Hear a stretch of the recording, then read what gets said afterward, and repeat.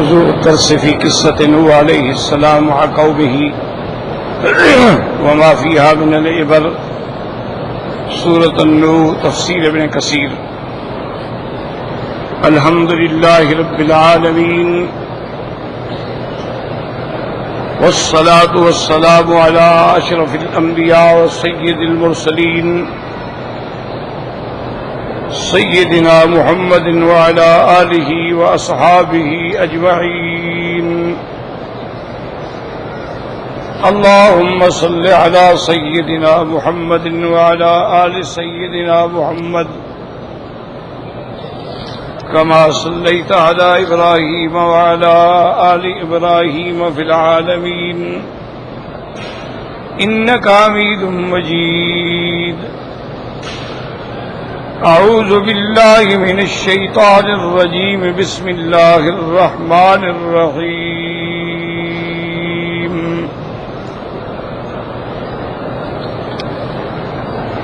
قال نوح رب إنهم عصوني واتبعوا من لم يزده ماله وولده إلا خسارا ومكروا مكرا كبارا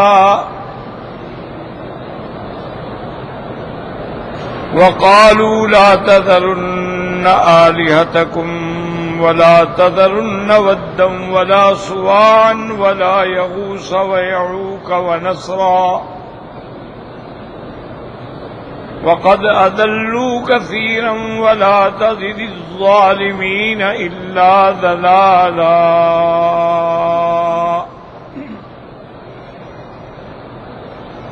اللہ تبارک و تعالی نے کلام مقدس کی ان آیات میں سیدنا نوح علیہ السلام کے بارے میں ارشاد فرمایا۔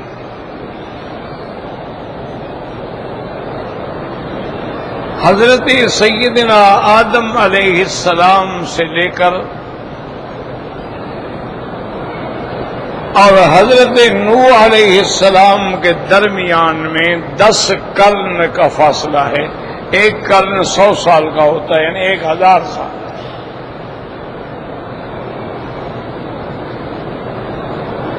اور اس 1000 سال میں اغلب مدت جو ہے کان الناس امتن واحدتن، ایک ہی طریقے پہ تھے، کوئی جھگڑا نہیں تھا۔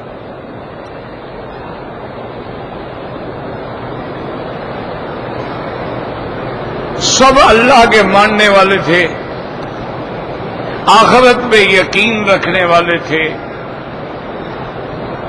اللہ نے حضرت آدم علیہ السلام کو تعمیر دنیا کا علم جو ہے وہ عطا فرمایا کہ دنیا کو ہم نے کیسے آباد کرنا ہے، کھیتی باڑی کیسے ہوگی، کاشت کیسے ہوگی۔ تو اس زمانے میں بھی بعض جرائم تو ہو جاتے تھے کہ جیسے قابیل نے اپنے بھائی حابیل کو قتل کر دیا۔ دونوں آدم علیہ السلام کے بیٹے ہیں، دونوں بھائی ہیں، لیکن اس دور میں شرک وغیرہ کا کوئی مسئلہ نہیں تھا۔ حضرت آدم علیہ السلام بھی کوئی شریعت لے کے نہیں آئے تھے، لیکن وہ جو اخلاق دنیاوی ہوتے ہیں کہ بھئی سچ بولو، جھوٹ نہ بولو، یہ باتیں تو ایک عام حالی بھی بدلاتا ہے۔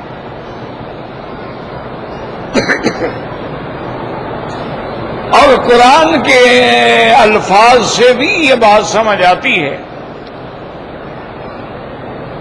کیونکہ جب حضرت حابیل کو قابیل نے قتل کیا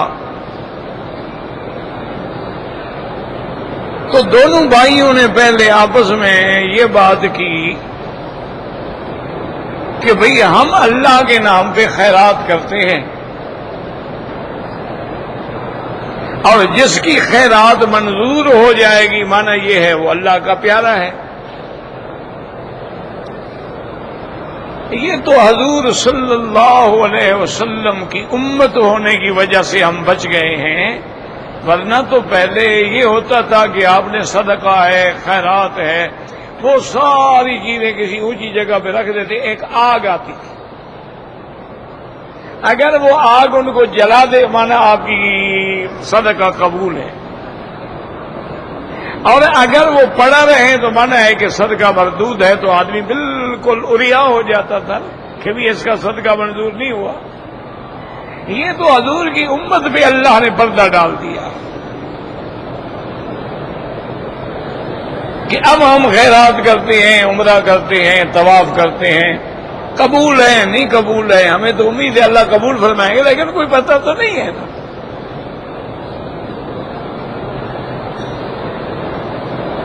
کہ ہم نے جو عبادت کی ہے کیا وہ اللہ کے ہاں قبول بھی ہے یا نہیں، اللہ عالم۔ ایک رحمت سے امید ہے، آثار بھی ہوتے ہیں، علماء نے لکھا ہے کہ اگر تم نے کوئی اچھا کام کیا ہے، یعنی عمل صالح کیا، حج کیا، عمرہ کیا، اس کے بعد تمہیں اچھے کاموں کی توفیق ہو رہی ہے، تو سمجھو کہ وہ بھی منظور ہو گیا ہے۔ اور اگر تم نے عمرہ کیا، حج کیا، اور اس کے بعد تم پہلے سے بھی بگڑ گئے، تو سمجھ لو کہ وہ اللہ کے ہاں مردود ہے۔ علامات ہیں لیکن حقیقت کا علم تو اللہ کو ہے۔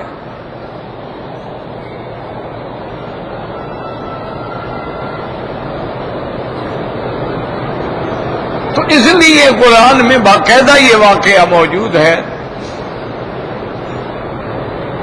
دونوں نے خیرات کی۔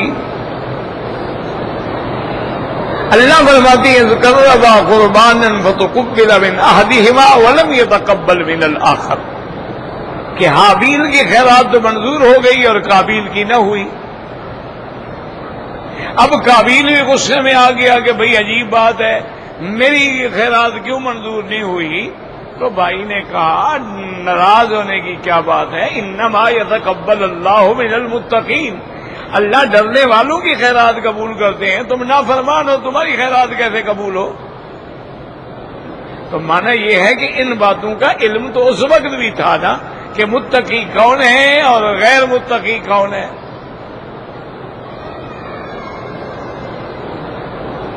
اس وقت یہ تصور بھی موجود تھا کہ بھئی یہ قتل کرنا جو ہے یہ گناہ ہے، حالانکہ اس وقت تک کوئی قتل نہیں ہوا تھا زمین پہ، لیکن قرآن میں ہے کہ بھائی نے بھائی سے کہا لئن بسطت الی یدک لتقتلنی، اگر تم نے ہاتھ بڑھایا مجھے قتل کرنے کے لیے، میں تمہیں قتل نہیں کروں گا۔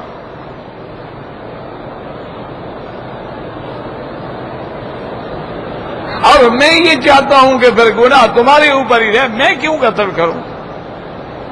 معنی یہ ہے کہ ان باتوں کی سمجھ تو تھی لیکن شریعت کوئی نہیں تھی۔ اب جیسے میرے آقا محبوب دو عالم صلی اللہ علیہ وسلم غار حرا میں جاتے تھے تو عبادت فرماتے تھے، حالانکہ اس وقت نہ نماز ہے، نہ روزہ ہے، نہ قرآن اترا، نہ دین اترا، اللہ کے نبی تو پہلے جا کے بیٹھے ہیں غار میں، لیکن عبادت کرتے تھے۔ وہ عبادت کیا تھی؟ اللہ کا ذکر تھا۔ وہ عبادت کیا تھی؟ نماز تھی، سابقہ شرائع کے احکام کے مطابق پڑھ لیتے تھے۔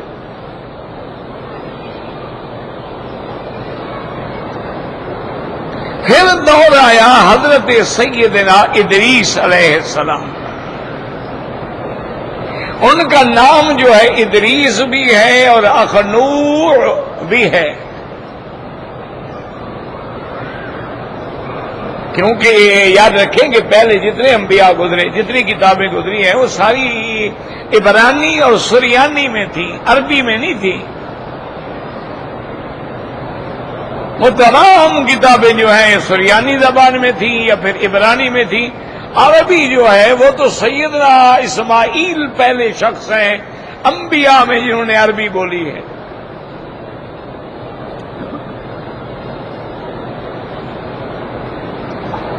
کیونکہ سیدنا اسماعیل کو اپنے ابا مکے میں چھوڑ گئے، پھر قبیلہ جرہم آ گیا، تو ان قبائل سے مل کے سیدنا اسماعیل علیہ السلام نے عربی بولی، عربی سیکھی۔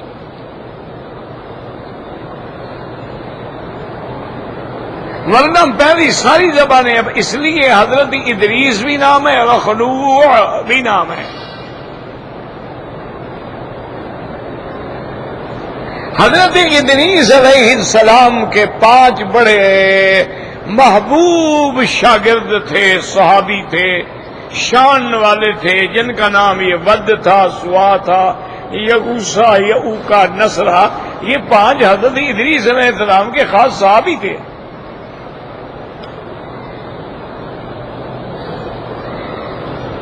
اور ان کے شاگرد تھے۔ اب ادریس علیہ السلام کے بارے میں 2 روایات ہیں۔ ایک روایت تو یہ ہے کہ ان کو بھی اللہ نے آسمانوں پہ اٹھا لیا،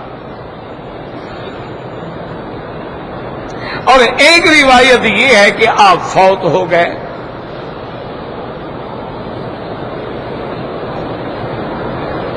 لیکن سیدنا عیسیٰ علیہ السلام کے آسمانوں کے اٹھانے کے بارے میں اللہ کا قرآن بھی ہے اور احادیث متواترہ ہیں میرے مدنی محمد مصطفیٰ کی، یعنی ایسی حدیثیں ہیں جن میں کوئی شبہ نہیں ہے۔ لیکن ادریس علیہ السلام کے بارے میں ہمیں کوئی آیت یا کسی صحیح حدیث مبارک سے پتہ نہیں لگتا۔ بعض روایات میں آتا ہے کہ ان کو بھی آسمانوں پہ اٹھایا گیا۔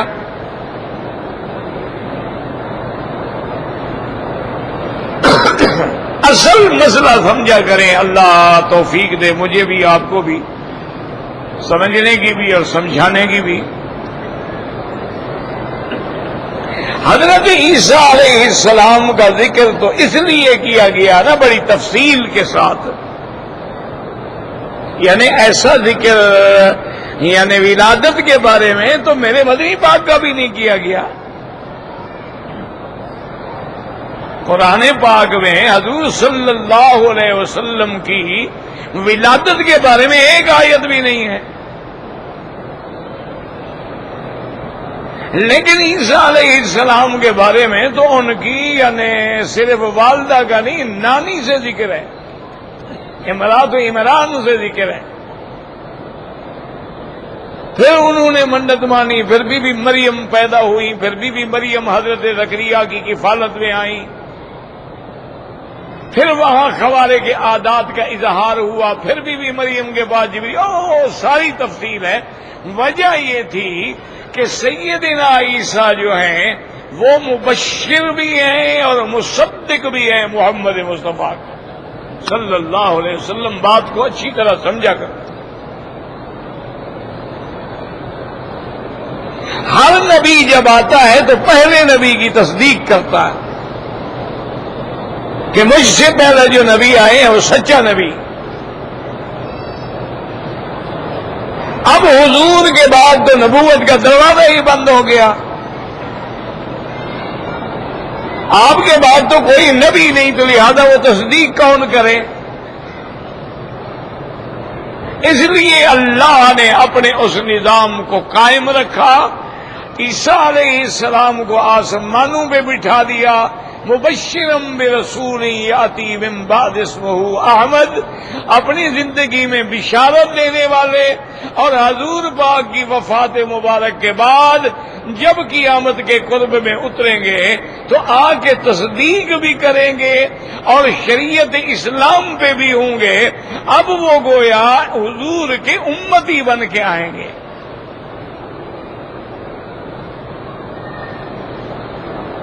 کیوں؟ نبی تو آ نہیں سکتا، نبوت کا تو اللہ نے دروازہ ہی بند کر دیا، فرما دیا خاتم النبیین، اور اس کا ترجمہ بھی حضور پاک نے خود کر دیا کہ انا خاتم النبیین، مانا لا نبی بعدی، کہ میرے بعد کوئی نبی نہیں۔ یہ نہیں کہ مرزا قادیانی کی مہر بنا لیں کہ بھئی حضور جو ہیں وہ تو نبوت کی مہر ہیں، جن کو مہر لگا دے وہ نبی۔ خدا کی شان یہ ہے، یعنی حضور پاک نے مکے مدینے کے کسی آدمی کو مہر نہیں لگا دی، قادیان کے ایک منشی کو مہر لگا دی۔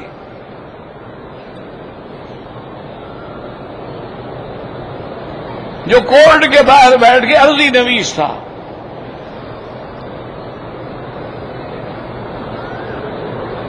بہرحال وہ الگ بات ہے، لیکن اس حضرت ادریس علیہ السلام کے بارے میں اتنی تفصیل سے ہمیں بات نہیں ملی۔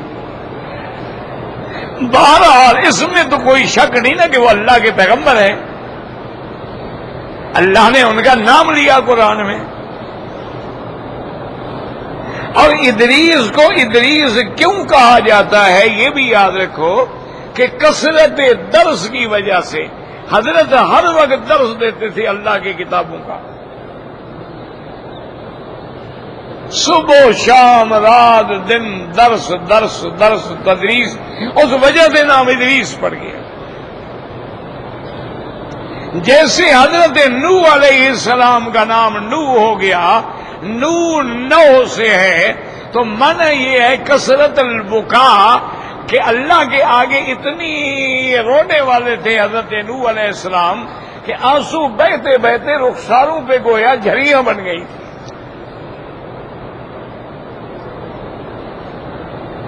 ہمیں تو رونا آتا ہی نہیں نا جی، ہم تو طواف کریں، عمرہ کریں، صفا مروہ دوڑیں، رمضان شریف کے روزے رکھیں، شب برات منائیں، مجالے کے رونا آئے۔ وجہ یہ ہوتی ہے، یاد رکھو کہ جب دلوں پہ زنگ لگ جاتی ہے تو رونا نہیں آتا،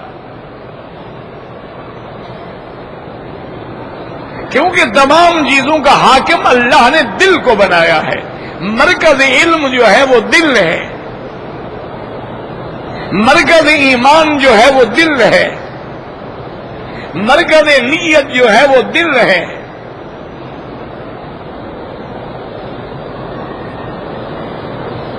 لیکن جب دلوں پہ جیسے قرآن کہتے ہیں افلا یتدبرون القرآن ام علی قلوب اقفالها، ان مشرکین کو، کافروں کو کیا ہو گیا ہے، ان کے دلوں پہ تالے لگ گئے ہیں، قرآن میں غور نہیں کرتے۔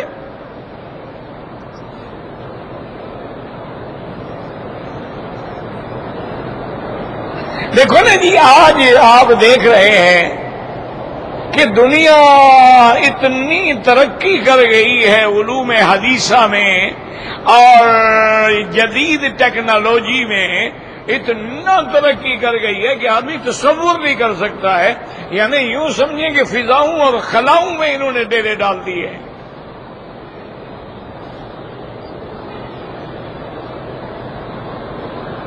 یعنی آپ اندازہ کریں کیا ایک چھوٹی سی سم ہوتی ہے، بس جناب وہ ٹیلی فون میں ڈالیں کام شروع۔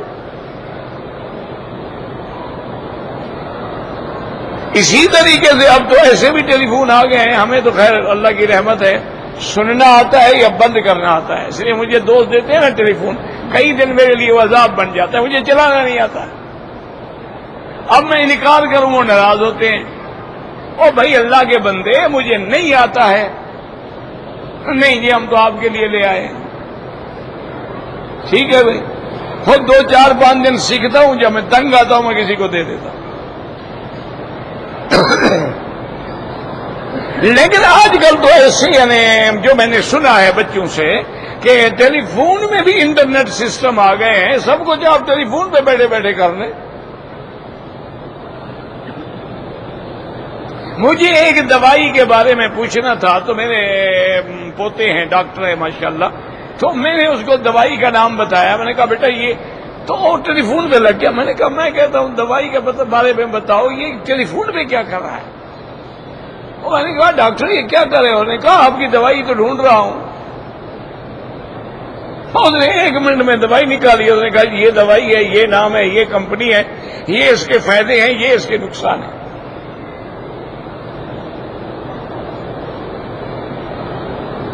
تو اگر دیکھیں نا جی آپ، اس لیے آپ اگر افسوس یہ ہے، بڑا دکھ ہوتا ہے، اور میں تو ایک چھوٹا سا حقیر سا آدمی ہوں، ادنا سا طالب العلم، اور ابھی میں پوری طرح طالب بھی نہیں بن سکا۔ مولوی ہونا تو بڑی بات ہے، آگے بعض مولوی ہوں گے، ہم تو نہیں بن سکے. افسوس یہ ہے، دکھ کی بات یہ ہے کہ اب ہمارے اندر بھی کوئی ایسا آدمی نہیں ہے جو عالمی سطح پہ دین کا خطاب کر سکے. کچھ لوگ پیدا ہوئے، اللہ کی شان ہے، وہ بھی اللہ کو پیارے ہو گئے. اور آج کل جن لوگوں میں یعنی یہ صلاحیت ہے کہ ان کو انگلش زبان پہ بھی عبور ہے، علوم جدیدہ حدیثہ پہ عبور ہے، لیکن افسوس یہ ہے وہ خود پٹڑی سے اترے ہوئے ہیں، تو پورے عالم کو کیا ہدایت کریں گے؟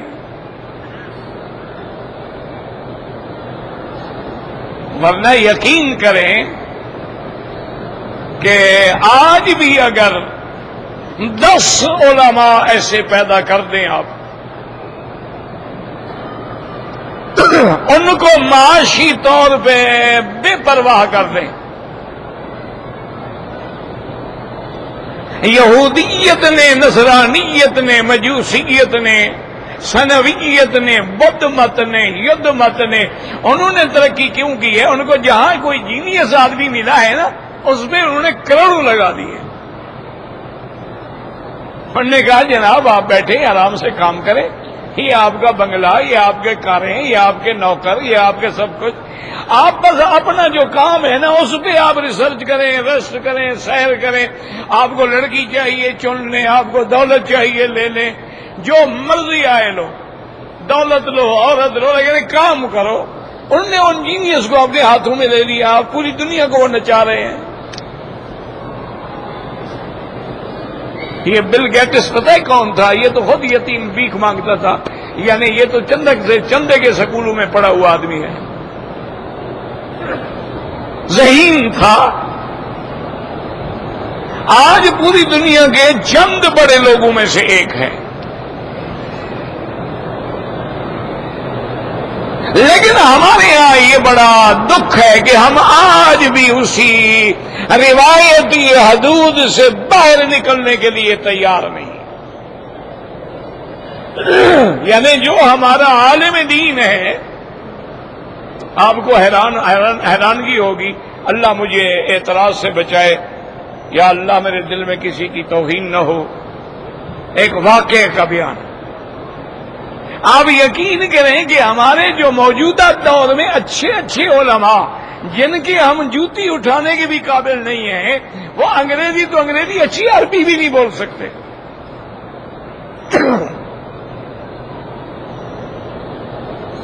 اچھی عربی نہیں بول سکتے. جب آپ ان کو لے جاتے تھے نا یہاں کے علماء حرم کے پاس، مشائخ کے پاس، ائمہ حرمین کے پاس جا کے تعارف کراتے، جناب یہ شیخ الحدیث ہیں، جناب یہ شیخ التفسیر ہیں، جناب یہ ہمارے بہت بڑے محدث مدرس ہیں.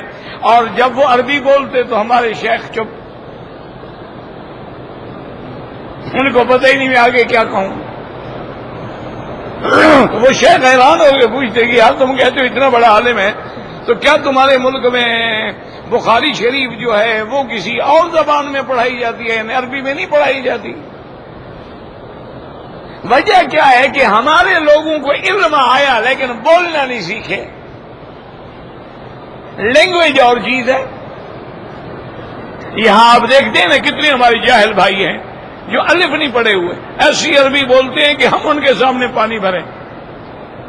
کیا ہے کہ جب سے آئے کسی عرب ماحول میں آ گئے، عرب حلقے میں آ گئے، عرب محلے میں آ گئے، دائیں بائیں عرب لوگ آ گئے، ان کے بچوں کے ساتھ کھیلے بڑے اٹھے، ایسی صاف زبان بولتے ہیں کہ آدمی حیران رہ جاتے ہیں، مولویوں کو نہیں آتی ہو. تو زبان الگ چیز ہے. اس لیے آج ہمارے پاس یعنی شاید پوری دنیا میں کوئی 4-5 آدمی ہوں، وہ 4-5 آدمی کیا کریں؟ ضرورت ہے اس بات کی کہ جن کو اللہ نے دولت دی ہو، توفیق دی ہو، وہ ایک ایسا ادارہ قائم کرے جن میں ان علماء کو 2 سال کے لیے تیار کیا جائے. وہ پوری دنیا کو خطاب کر سکیں. پوری دنیا کو دعوت دے سکیں کہ بھئی تمہارے پاس سارے معلومات ہیں. اللہ کے قرآن نے نوح علیہ السلام کی خبر دی ہے, اللہ کے قرآن نے ہود علیہ السلام کی خبر دی ہے, اللہ کے قرآن نے صالح علیہ السلام کی خبر دی ہے, حضرت ابراہیم, حضرت اسماعیل, حضرت ادریس, اللہ نے سارے انبیاء کے واقعات بتلائے ہیں. قوم عاد, قوم سمود, قوم شعیب, قوم نوح, قوم فرعون. تو اگر تمہارا علم اتنا ترقی کر گیا ہے, ثابت کرو کہ ان میں کوئی خبر غلط ہے.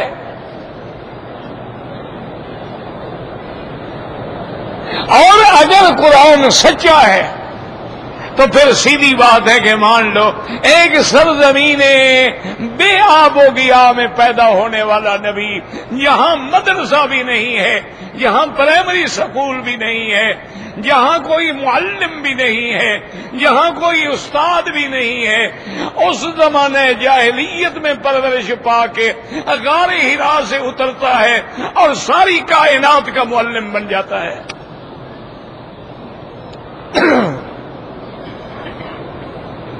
تو ثابت کرو حضور کی کسی بات کو کہ وہ غلط ہے, اور اگر وہ صحیح ہے تو پھر مان لو, پھر کلمہ پڑھ لو. لڑائی کی کیا ضرورت ہے؟ پھر لڑتے کس بات سے ہو؟ لڑائی تو جاہل کرتے ہیں, پڑھے لکھے لوگ تو لڑائی نہیں کرتے, وہ تو ڈائلاگ سے مسائل حل کرتے ہیں, بات کرتے ہیں, مذاکرات کرتے ہیں. تو آپ اللہ کے قرآن کی یا فرمان محمد مصطفیٰ کی صلی اللہ علیہ وسلم ایک بات کو جھٹلا دیں. اب آپ نے دیکھا ہو کہ دیکھو مسواک چھوٹی سی چیز ہے, لیکن سنت محمد مصطفیٰ, سنت محمد مصطفیٰ ہے, اور مسواک کرنے کا 70 فائدہ ہے, اور سب سے ادنا فائدہ یہ ہے کہ جو مسواک پابندی سے کرتا ہے اللہ اس کا خاتمہ ایمان پہ کریں گے. یہ تو ادنا فائدہ ہے, تو بڑے فائدے کتنے ہوں گے؟ 70 فائدہ ہے. اچھا, اب یہ مسواک ہے پیلو کا, لکڑی کا, اپنا نیم کا, کسی اپنے بلسان کی لکڑی, کوئی سی لکڑی کا ہے. حضور کے زمانے میں یہی مسواک چلے آ رہے تھے. آج جدید سائنس جو ہے وہ بھی مجبور ہو گئی ہے.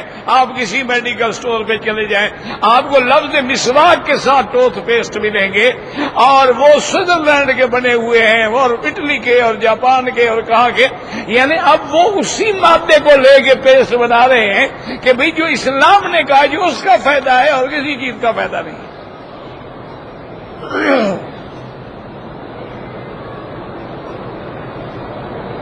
اللہ کے قرآن نے فرمایا تھا کہ زیتون کا درخت جو ہے, زیتون لا شرقیت ولا غربیت, یکاد زیتها یضیء ولو لم تمسسه نار. اللہ کے نبی نے فرمایا کلوا منها وادہنوا فانها من شجرۃ مبارکۃ. حضور نے فرمایا زیتون کا تیل کھایا بھی کرو اور لگایا بھی کرو, یہ بڑے مبارک درخت کا تیل ہے. آج 1400 سال پہلے یہ بات حضور نے فرمائی تھی. آج جدید سائنس اس بات پہ آ گئی ہے کہ بھئی زیتون کا تیل باوجود کہ تیل ہے الٹا کولیسٹرول کو ختم کرتا ہے, برے کولیسٹرول کو ختم کرتا ہے اور اچھے کولیسٹرول کو پیدا کرتا ہے. 1400 سال پہلے جو حضور نے فرمایا تھا, 1400 سال پہلے حضور نے فرمایا کہ ہر برتن جو بھی چیز ہے 3 دفعہ دھو ڈالو, لیکن کتا اگر چاٹ لے, زبان مارے, منہ مارے, اس کو 7 دفعہ دھوئیں اور 1 دفعہ مٹی سے رگڑیں. اچھا, ہم بھی یہ جب پڑھتے تھے استادوں کے پاس یہی سمجھتے تھے بھی حضور کے زمانے میں کوئی پاؤڈر شاؤڈر تو ہوتے نہیں تھے اینٹی سیپٹک, کوئی صابن بھی نہیں ہوتے تھے, کوئی فوم بھی نہیں ہوتی تھی, اس لیے حضور نے فرمایا بھی مٹی سے رگڑو. اس وقت ہاتھ بھی تو آدمی مٹی سے رگڑ لیتا تھا. لیکن آج دنیا کی جدید علم نے تحقیق کر کے یہ فیصلہ کیا ہے کہ ہر جراثیمہ جو ہے وہ مر جاتا ہے, لیکن کتے کے منہ کے اندر جو جراثیم ہیں وہ آگ میں بھی ڈالو نہیں جلتے, جب تک مٹی نہ رگڑو وہ صاف ہی نہیں ہوتے. تو پھر آؤ کلمہ پڑھو, آگے بات کرو. اسی لیے میں رو رہا ہوں نا کہ ہمارے پاس کوئی دائی نہیں ہے نا کہ جو پوری دنیا میں بیٹھ کے، اب تو زمانہ ہے جناب انٹرنیٹ کا زمانہ ہے، اب تو زمانہ ہے فیس بک کا زمانہ ہے، اب تو زمانہ ہے ٹویٹر کا زمانہ ہے، اب تو آپ کے پاس وسائل ہیں، آئے دنیا میں کوئی ہمارا اللہ کا دائی پیدا ہو اور ساری دنیا کو اسلام کی دعوت دے اور چیلنج کرے کہ آؤ مقابلہ کرو۔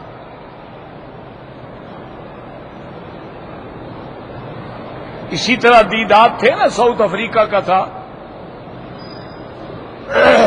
وہ عالم بھی نہیں تھا بیچارہ، اللہ اس کی قبر پہ کروڑوں رحمتیں فرمائے، ماسٹر آدمی تھا۔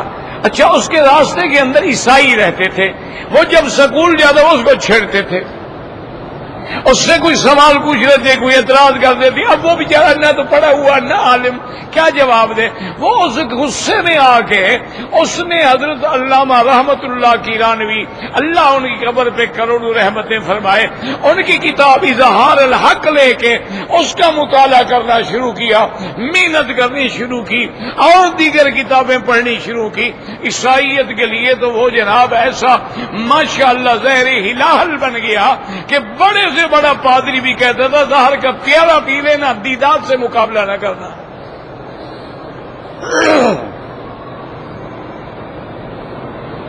اس کے ساتھ ان کے بہت بڑے پادری نے عالمی سطح پہ مقابلہ کیا تھا، جو پوری دنیا میں لائیو پہ دکھایا جا رہا تھا۔ اس نے کہا پادری صاحب مناظرے کی بات تو الگ ہے، آپ کے پاس کتاب ہے، آپ ماشاءاللہ تورات اور انجیل کے ماننے والے لوگوں میں ہیں، مہربانی کر کے صفحہ نمبر فلاں جو ہے نا اپنی کتاب کا پوری دنیا کے سامنے مجھے پڑھ کے سنا دو۔ تم پڑھ کے سنا دو، میں ہار گیا، تم جیت گئے۔ اب پادری صاحب کو تو جناب یہاں وہ جی یہ تو انہوں نے کہا یار تمہاری کتاب ہے، تم مجھے جہاں سے کہو میں قرآن شریف پڑھتا ہوں۔ آخر اس نے شکست قبول کی لیکن اپنی کتاب نہیں پڑھی، کیوں؟ اس کتاب میں ایسی گندگی لکھی ہوئی تھی کہ اگر لوگ سن لیتے تو ویسے کہہ دیے تو بڑے بے ایمان لوگ ہیں جو لکھتے ہیں کہ لوط علیہ السلام اپنی بیٹیوں کے ساتھ شراب پی کے زنا کرتا تھا۔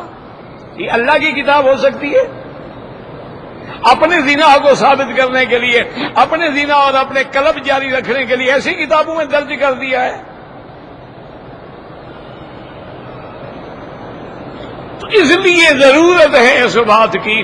تو سیدنا ادریس علیہ السلام کے یہ 5 شاگرد تھے، یہ جو بت ہے نا ودن وسواعا ویغوث ویعوق ونسرا۔ اچھا یہ دیکھو خدا کی شان کہ اس زمانے میں بھی ان کا ذکر آیا ہے، وہ کتنے ہیں؟ 5۔ اور شیعہ کے بھی 5 ہیں، پنجتن۔ یہ اللہ کی شان ہے۔ لی خمسۃ نطفی بہا حر الوباء الحاتمہ المصطفیٰ والمرتضی ابناہما والفاطمہ۔ اچھا ہمارے ملکوں میں بھی بہت سارے 5 پیر ہوتے ہیں، یہ سارا وہی چکر چلا رہا ہے۔ بھائی 5 پیر کیوں؟ یعنی ایک پیر کام نہیں کرتا، پھر 5 کی مشاورت بٹھانی پڑتی ہے۔ 5 ند یعنی 5 دریا، یہاں بھی 5 پیر، ایک پیر کا کام نہیں ہے نا۔ اچھا پھر پیروں نے بھی حلقے تقسیم کیے ہوئے ہیں ماشاءاللہ۔ جو یو پی کا پیر ہے وہ آندھرا میں کام نہیں آتا، اور جو مہاراشٹر کا پیر ہے وہ جناب دوسرے صوبے میں کام نہیں آتا۔ جو ہمارے سندھ کے بیچارے ہوئے لوگ پریشان ہیں وہ ملتان جاتے ہیں، اور ملتان والوں کو کوئی جن بھوت پکڑ لے تو شہباز قلندر آتے ہیں۔ یعنی پیروں نے بھی اپنی اسٹیٹ تقسیم کر دی ہے نا کہ بھئی میں تیرے پاس بھیجا کروں گا، تم میرے پاس بھیجتے ہو، گاڑی تب چلے گی نا۔ بس والوں کا کرایہ بنے گا، آنے والوں کا بنے گا، ہوٹل والوں کا کرایہ بنے گا، اور ان میں جو گندے لوگ ہیں ان کے مسائل بھی راستے میں حل ہوتے رہیں گے۔ لہذا تم میرے پاس بھیجا کرو، میں تمہارے پاس۔ یہ دکانداری ہے بابا، پیری شیری کوئی نہیں ہوتی۔ جو اللہ والے ہوتے ہیں وہ تو اتنا چھپ کے رہتے ہیں کہ ان کے بارے میں تو کوئی جانتا ہی نہیں ہے۔ اگر کوئی جان لے تو وہ الٹا اپنے آپ کو مٹاتے ہیں، چھپاتے ہیں۔ وہ ٹی وی پہ بیٹھ کے اور ویڈیو بنوا کے نہیں کہتے کہ مجھے حضور پاک کی زیارت ہوئی ہے۔ اللہ کے بندے، اگر یہ شرف ہوا ہے تو دل میں رکھو، خدا کا شکر ادا کرو، کسی کو کہنے کی کیا ضرورت ہے بھائی؟ یہ جو ہے نا جی، یہاں میں نے دیکھا تھا، میں چھوٹا تھا اس وقت قرآن شریف یاد کرتا تھا، حضرت شیخ حبیب اللہ ہوتے تھے، حضرت لاہوری رحمت اللہ علیہ کے صاحبزادے تھے۔ اچھا، وہ عجیب آدمی تھے ماشاءاللہ، ہم نے دیکھا پتہ نہیں ان کے، کبھی تو ان کو طواف کا دورہ پڑتا تھا کہ بس نماز سے فارغ ہیں اور طواف کر رہے ہیں۔ اچھا، اور طواف بھی وہ ایسا کرتے تھے ماشاءاللہ کہ آپ اور ہم تو ان کے ساتھ ایک طواف بھی نہ کر سکے نا، ایسا ایسا قدم اٹھا رہے ہیں اور پڑھ رہے ہیں، اور گھنٹوں میں جا کے ان کا ایک طواف ختم ہوتا تھا۔ ہم تو دوڑتے ہیں نا کہ جلدی جان چھڑاؤ، میں نے آج 10 طواف کیے، پتہ نہیں صحیح طریقے سے ایک بھی ہوا یا نہیں ہوا۔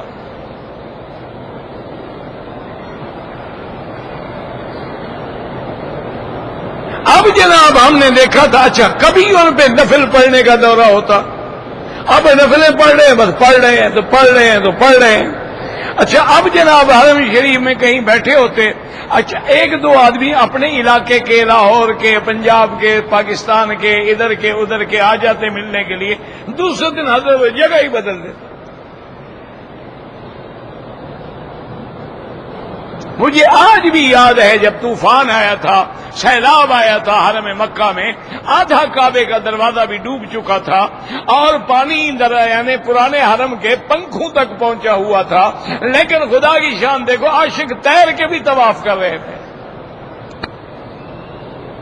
تو مجھے آج بھی یاد ہے کہ مجھے والد صاحب نے فرمایا کہ بھئی جا کے حبیب اللہ کا پتہ کرو، وہ اللہ کا بندہ کہیں حرم والے نیچے والے غرفے میں رہتا ہے، وہ ہاتھ تو سارا پانی بھر گیا، خدا کا خیر کرے، اللہ کرے وہ زندہ تو ہو۔ میں نے کہا حضرت آپ کا حکم تو سر آنکھوں پہ، آپ والد بھی ہیں، استاد بھی ہیں، باہر اتنا اتنا پانی ہے، میں اس پانی میں جا کے کیسے ڈھونڈوں؟ اچھا، والد صاحب بھی تو بلوچ تھے، انہوں نے کہا اچھا اب تمہیں تکلیف ہو رہی ہے، چلو چھوڑو میں خود جاتا ہوں۔ میں نے کہا جی میں جاتا ہوں، بس آپ بیٹھے۔ اب جناب میں نے وہ چادر ایسے عربی توپ جو تھا نا اس کو ایسے اوپر باندھا ہوا، پاجامہ اوپر کیا ہوا، پانی میں آتا آتا آتے دروازے کے قریب آیا حرم کے، دیکھا تو حضرت شیخ حبیب اللہ بھی آ رہے ہیں۔ میں جا کے السلام علیکم کیا، کہنے لگے میں پتہ کرنے جا رہا تھا کہ بولی خیر امت زندہ ہے کہ نہیں۔ میں نے کہا جی مجھے بھی انہوں نے بھیجا ہے۔ اچھا ٹھیک ہے نا، کہا اچھا السلام علیکم، بس۔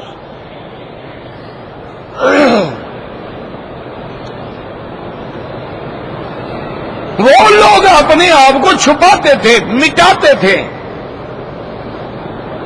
ہمیشہ یاد رکھو کہ اولیاء اللہ جو ہیں وہ بورڈ نہیں لگاتے، وہ اشتہار نہیں لگاتے، وہ رنگ نہیں بدلاتے کہ جناب فلاں رنگ کی پگڑی پہنو تاکہ لوگوں کو پتہ لگے کہ اس حضرت کے اتنے مرید ہیں، ماننے والے ہیں۔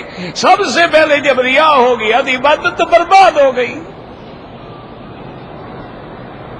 آج تو پیروں نے کسی کی واسکٹ ہے، کسی کی پگڑی ہے، کوئی گلے میں پگڑی ڈالتا ہے، کوئی نیلی، کوئی کالی، کوئی پیلی، کوئی سفید، اور جناب تاکہ لوگوں کو کوئی ٹوپی کا مختلف سٹائل ہے، لوگوں کو پتہ لگے کہ یہ فلاں حضرت کے مرید ہیں۔ ماشاءاللہ، انا للہ و انا الیہ راجعون۔ تو اس لیے ہمیشہ یاد رکھیں کہ جو حقائق ہیں، جو صحیح معنوں میں اولیاء اللہ ہیں، دعا کرو اللہ ہمیں بھی ان کی صحبت نصیب فرما دے۔ جو صحیح معنی میں علماء حق ہیں، دعا کرو اللہ ہمیں ان کے جوتے اٹھانے کی توفیق عطا فرما دے۔ اور اللہ تبارک و تعالی قادر ہے، کریم ہے، رحیم ہے، ہم بھی اس کی شکل بنا کے بیٹھے ہوئے ہیں، وہ راضی ہو جائے تو ہمیں بھی شامل کر لے، اس کے آگے کیا مشکل ہے؟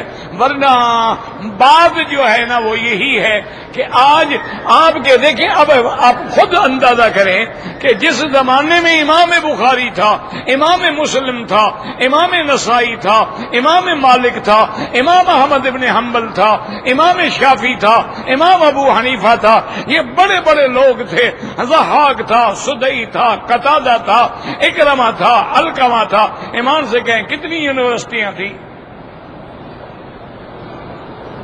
کتنی ہائی سکول تھے، کتنی کالج تھے۔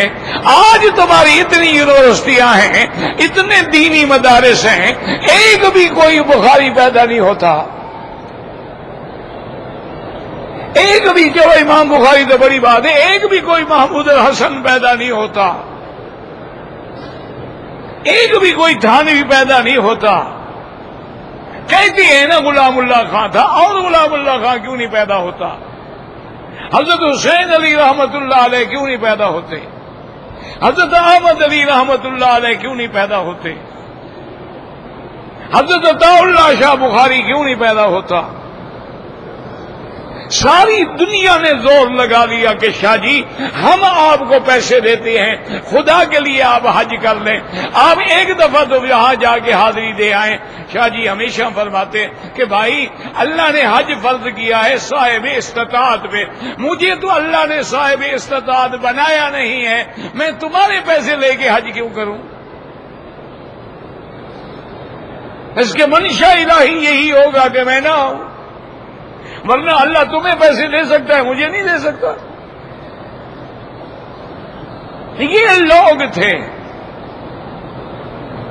جن کے بارے میں حضرت لاہوری فرماتے تھے کہ عطا اللہ شاہ بخاری وقت کی ولایت میں اتنے اونچے ہیں کہ ان کے برابر کا کوئی آدمی نہیں ہے، لیکن انہوں نے اپنی ولایت کو گپ شپ میں چھپا لیا ہے، کوئی آ جاتے اسے گپ شروع کر دیتے ہیں، آدمی دیکھ رہا یار یہ کوئی پیر فقیر ہوتا تو یہ ایسی مذاق کرتا بھلا، انہیں پتہ ہی نہیں لگنے دیا۔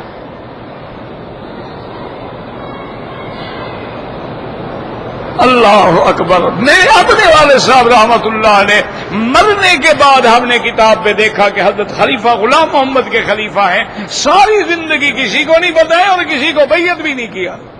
فرماتے بابا میں مدرس آدمی ہوں، پڑھنے پڑھانے والا آدمی، مجھ سے یہ کام نہیں ہو سکتا،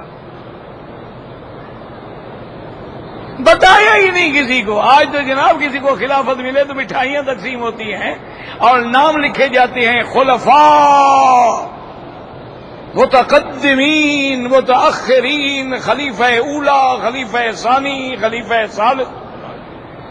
یا خدا کا خوف کرو، انا للہ و انا الیہ راجعون۔ تو اس لیے یاد رکھیں کہ حضرت ادریس علیہ السلام کے زمانے میں جب یہ 5 بھی فوت ہو گئے، اب شیطان نے سلسلہ جوڑا کہ یار اللہ والے جا رہے ہیں اور ان کی یاد کیسے تازہ کریں گے، اس نے ان کی شکلوں کے بت بنوا دیے کہ ان کو دیکھ کے یاد کر لیا کرو کہ یہ اللہ والے لوگ تھے۔ اب جب جناب وہ نسل ختم ہو گئی، دوسری نسل پیدا ہوئی، شیطان نے ان کے دلوں میں ڈال دیا کہ تمہارے باپ دادا بھی انہی سے مانگتے تھے، تم بھی انہی سے مانگا کرو، تم ان کو کہو گے تو یہ اس کو کہیں گے۔ ایمان سے کہیں آج بھی ہمارے جاہل کا عقیدہ یہی ہے کہ نہیں کہ ہم پیر سے کہیں گے، پیر اللہ سے کہے گا، کیونکہ ہماری خدا سنتا نہیں، اس کی خدا موڑتا نہیں۔ یہ عقیدہ رکھنا کہ ہماری خدا سنتا نہیں، اس کے بعد بندہ مسلمان بھی رہتا ہے۔ خدا تو شیطان کی بھی سنتا ہے، تم اس سے بھی برے ہو۔ شیطان نے جب درخواست دی تھی مجھے لمبی عمر ملے، اللہ نے دے دی کہ نہیں دی؟ تو اللہ تو شیطان کی بھی سنتا ہے۔ تم نے ساز وہ کہتے ہیں جناب بادشاہ سے ملنا ہو تو راستے میں مشیر وزیر ضروری ہوتے ہیں، اللہ فرماتے ہیں تم میری مثال دنیا کے بادشاہوں سے دے رہے ہو، میں تو لیس کمثلہ شیء ہوں، تمہاری مثال دینے سے تم کافر ہو گئے، اگلا مسئلہ تو بعد میں دیکھا جائے گا۔ اور پھر سیڑھیاں وہاں لگائی جاتی ہیں جہاں بات سننے والا نہ ہو۔ اللہ فرماتے ہیں میں تو ہر رات آسمان دنیا پہ آ کے خود بلاتا ہوں کہ ہے کوئی مانگنے والا۔ تو اس کے بعد یہ بت پرستی شروع ہوئی. دعا کریں اللہ ہمیں زندہ بتوں سے بھی بچائے اور مردہ بتوں سے بھی بچائے. یہ شخصیت پرستی بھی تو ایک بت پرستی ہے نا، کہ میرے حضرت نے فرمایا ہے، باقی نہ نبی کا نام لیں گے نہ خدا کا نام لیں گے. اللہ رحم فرما بس. حضور پاک کی نماز جنازہ کا تمہیں کیوں فکر پڑ گیا؟ نہیں، پہلے مجھے یہ بتاؤ کہ حضور کے جنازے کا تمہیں کیا فکر ہے؟ اے اللہ کے نبی معصوم ہوتے ہیں، ان کو تمہاری ہماری دعاؤں کی ضرورت نہیں ہے. اس لیے حضرت عائشہ کے حجرے میں صحابہ جاتے تھے 10 اور درود شریف پڑھ کے باہر آ جاتے تھے. اسی لیے علماء نے کہا کہ وہ روایتی جنازہ نہیں پڑھا گیا کہ اللہم اغفر لحینا و میتنا. ہم حضور کے لیے یہ دعا کرتے ہیں. ان کو بڑا فکر ہے. اصل وجہ کیا ہے؟ وہ شیعہ کا جراثیم ہے. حجی ابو بکر عمر نے سرکار کا جنازہ نہیں پڑھا تو حضرت علی نے کیوں نہیں پڑھ لیا؟ مشکل کشا کہاں گئے ہوئے تھے؟ نا حضرت ابو بکر عمر نے تو جنازہ نہیں پڑھا تو مولا علی کہاں تشریف لے گئے تھے؟ انا للہ و انا الیہ راجعون.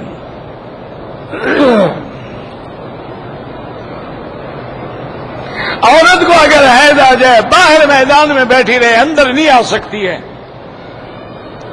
اب یہ پتہ نہیں کیا ہے جی، مجھ سے تو نہیں پڑھا جاتا.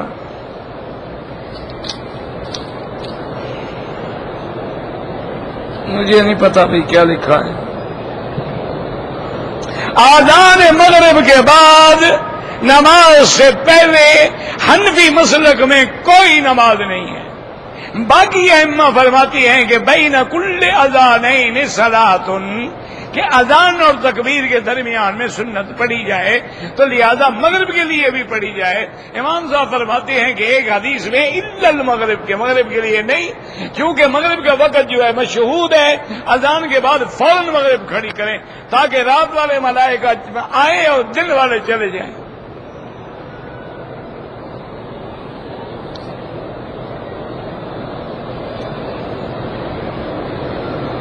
چالیس نمازیں پڑھنا فضیلت ہے. آب زمزم سے وضو کرنا جائز ہے.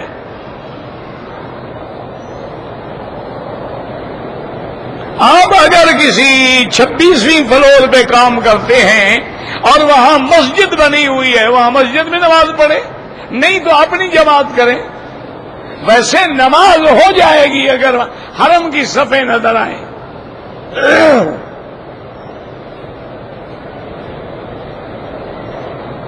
یہ جو ہے جی نقد رقم 6 لاکھ اور ادھار پہ یہ جائز ہے. 40 نمازوں کی حدیث ضعیف ہے، لیکن فضیلت اعمال میں ضعیف حدیث بھی حجت ہوتی ہے.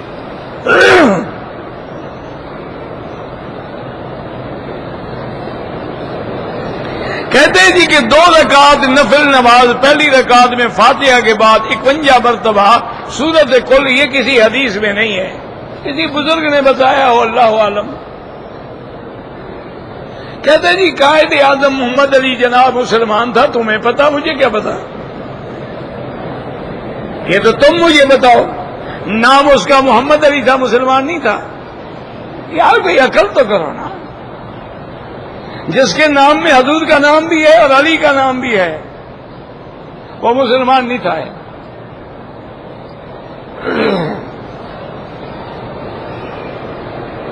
شب برات کو موم بتیاں اور حلوے شلوے بالکل بدعت ہے. مشال نہیں، مشعل رکھنا جائز ہے. لڑکی کا نام ملائکہ نہ رکھو، ملائکہ رکھو. حوریہ رکھیں جائز ہے.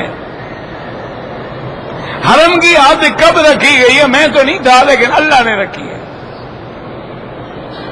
حضرت ابراہیم علیہ السلام کو بتلا ارے نا مناسک نا، قرآن میں نہیں ہے یار. کوئی ساری ذمہ داری مولوی مکی کی ہے. تم کیوں نہیں قرآن پڑھتے ہو؟ لڑکے کا نام موسم خان رکھا ہے، ماشاءاللہ بدھو خان رکھ لو. موسم خان، یہ ہمارے بلوچ پٹھانوں کے عجیب نام ہوتے ہیں، گلو خان، بدو خان، جمعہ خان، سہارا خان، یہ سب جاہلیت کے نام ہیں، اسلامی نام رکھو۔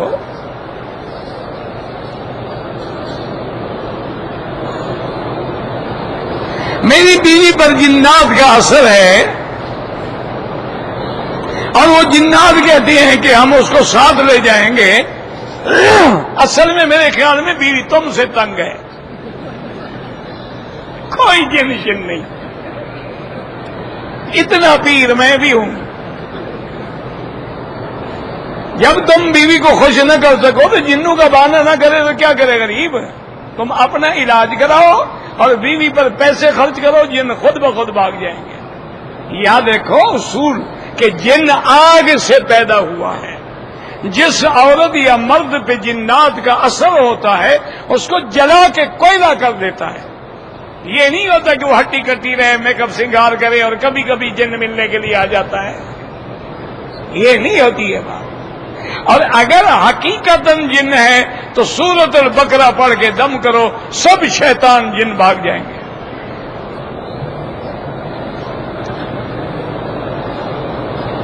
اگر دم پڑ جائے روزے لگاتار رکھیں، کوئی ضروری نہیں۔ ایک عام آدمی پاکستان کے حالات کو بہتر کرنے کے لیے کیا کر سکتا ہے؟ اللہ سے دعا کر سکتا ہے۔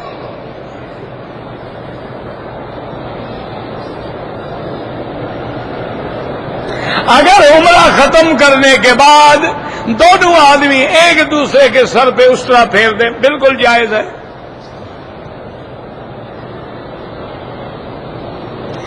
لڑکے کے عقیقے میں 2 بکرے ہوتے ہیں، تم نے ایک کیا ہے غلط ہے، ایک اور کرو۔ سنت یہ ہے، یا پھر نہ کرو، غریب ہو کوئی ضروری نہیں۔ اور کون سا تم نے سنتیں پوری کی ہوئی ہیں، باقی عقیقہ رہ گیا ہے۔ باپ داڑھی رکھتا نہیں، عقیقے کا بڑا فکر ہے، اس سے پہلے سنت داڑھی والی تو پوری کرواؤ۔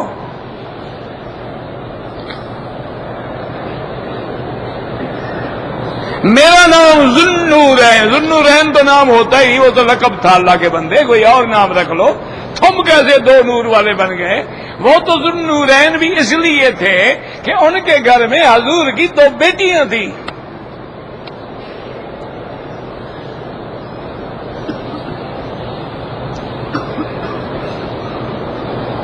اسلام میں پردے کا حکم ہے، ہر مسلمان عورت پہ پردہ اللہ کی طرف سے واجب ہے، اور اگر نہ کرے تو فاسقہ فاجرہ ہے اور منکر قرآن و حدیث ہے۔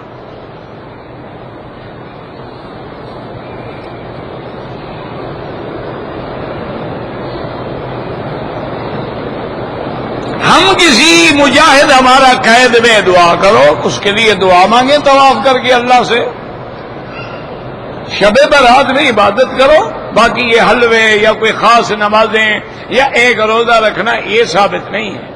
ویسے حضور پاک شعبان میں سب سے زیادہ روزے رکھتے تھے۔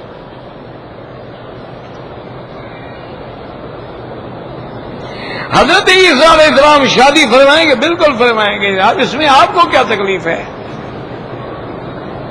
نہ پوچھو اس سے کہ اس مسئلے کی کیا تکلیف ہو گئی اس کو۔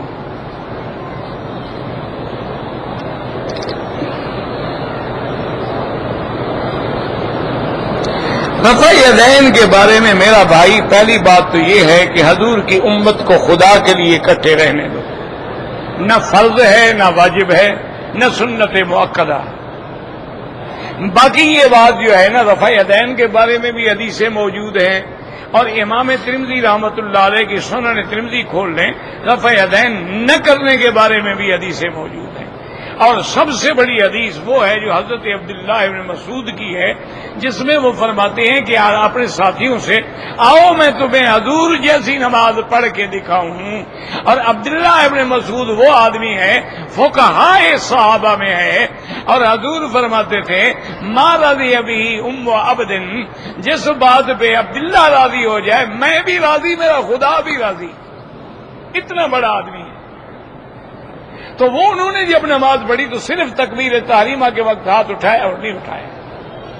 اس لیے یہ کوئی جھگڑے کی بات نہیں ہے، جو کرتے ہیں ان سے لڑو نہیں، جو نہیں کرتے ہیں ان کے پاس بھی بڑے دلائل ہیں۔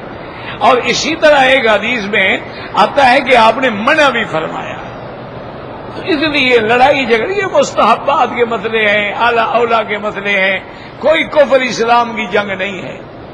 خدا کے لیے حضور کی امت کو ایک رہنے دو۔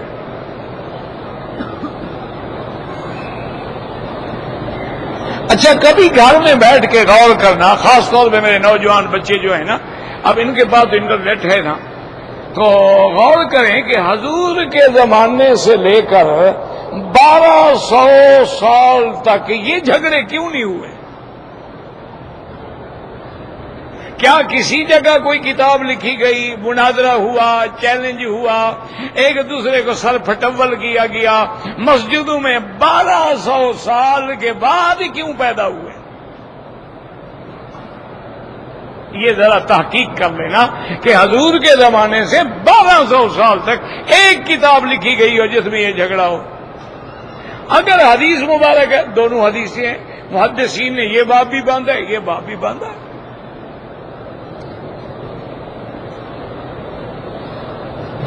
احرام کی حالت میں میرا ہاتھ کٹ گیا، خون نکلا ہے، کوئی بات نہیں، کچھ بھی نہیں۔ اگر میں 4 طواف اکٹھے کر لوں، بعد میں 2 رکعت پڑھ لوں، بالکل ٹھیک ہے، کوئی منع نہیں، لیکن طواف ختم کر کے پھر حجر اسود پہ آ کے دوسرے طواف کی نیت کر کے پھر شروع کرو۔ یہ نہیں کہ ایسے تم 28 چکر لگا لو۔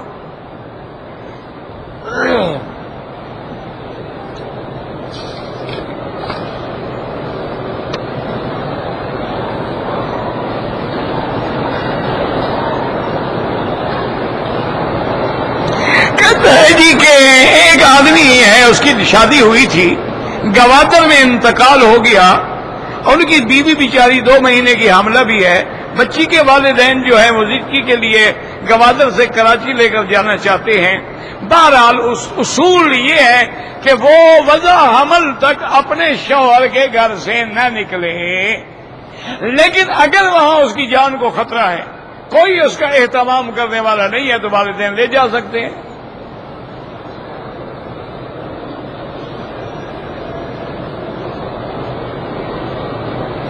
بہرحال بغیر محرم کے سفر کیا ہے تو گناہ ہے، توبہ کرو بس، اب سفر ہو گیا، اب مسئلے پوچھنے کا کیا فائدہ؟ احرام کی حالت میں بھول کے ناک کا ایک بال نکال لیا، کچھ بھی نہیں ہوتا۔ مجھے گیس کی شکایت ہے، ہر نماز کے لیے نیا وضو کرو، یعنی مغرب کو جو وضو کیا ہے وہ عشاء تک کافی ہے، اب عشاء کے لیے نیا وضو کرنا ہو، پھر گیس ہوتی ہے، اب مجبور ہے۔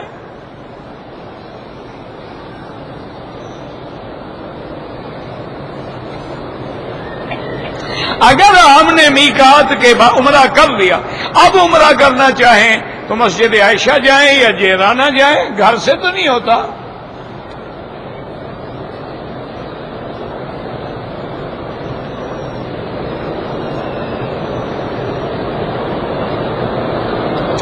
ایک آدمی ہے ہمارے کسی جگہ کا، حرم میں اس نے نماز پڑھی تو اس نے گھر والوں کو فون کیا کہ میں نے آج حرم میں نماز پڑھی ہے، انہوں نے کہا تم کافر ہو گئے اور دوبارہ کلمہ پڑھو، یعنی حرم میں نماز پڑھنے سے کافر ہو جاتا ہے اور ان کے مولویوں کے پیچھے نماز پڑھنے سے مسلمان ہو جاتا ہے۔ انا للہ و انا الیہ راجعون، دعا کرو اللہ ہدایت دے۔ اللهم صل على سيدنا محمد وعلى آل سيدنا محمد كما صليت على إبراهيم وعلى آل إبراهيم في العالمين إنك حميد مجيد۔ يا الله يا الله يا رحمن يا رحيم يا حي يا قيوم يا ذا الجلال والإكرام يا إلهنا إله كل شيء إلها واحدا لا إله إلا أنت، اللهم أنت الميسر لكل يسير وأنت على كل شيء قدير۔ اللهم يسر امورنا وامور اولادنا اولاد اولادنا وبناتنا اصحابنا وامور من اوصانا واستوصانا وامور المسلمين برحمتك يا ارحم الراحمين۔ یا اللہ عالم اسلام کی عزت فرما، یا اللہ عالم اسلام کو غلبہ نصیب فرما، یا اللہ بلاد اسلامیہ میں قتل عام بند فرما، یا اللہ مسلمانوں کی جان مال آبرو عزت کی حفاظت فرما، یا اللہ بیماروں کو شفا عطا فرما، یا اللہ بیماروں کو شفا عطا فرما، بے حیاؤں کو حیا عطا فرما، بے دینوں کو دین عطا فرما، بے اولادوں کو اولاد عطا فرما، جن کی اولادیں ہیں ان کو صالح بنا، جن کے گھروں میں بچیاں ہیں ان کے رشتے آسان فرما، بے روزگاروں کو روزگار عطا فرما، قرض داروں کے قرض ادا فرما، یا اللہ